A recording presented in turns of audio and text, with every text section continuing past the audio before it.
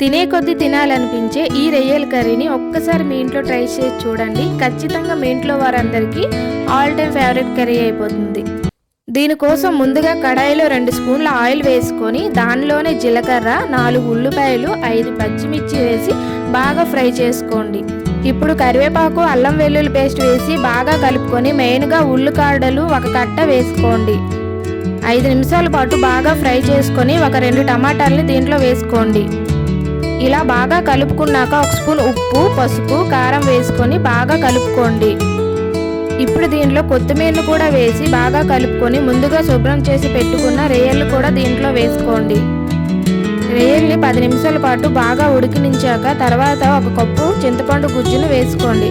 దీంట్లోనే 2 కప్పుల వరకు నీరు కూడా వేసుకొని 10 నిమిషాలు మీడియం ఫ్లేమ్లో ఉంచి దాంట్లో 1 స్పూన్ ధనియా పొడి, గరం మసాలా వేసి కూరను బాగా దగ్గర కానివ్వండి.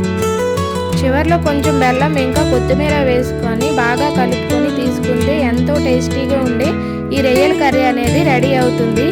ఇది అన్నం మరియు చపాతీకి పర్ఫెక్ట్ కాంబినేషన్. మీ ఇంట్లో కూడా ట్రై చేసి ఎలా వచ్చిందనేది కామెంట్ చేయండి. Please do like and share, subscribe Sangeetha kitchen menus.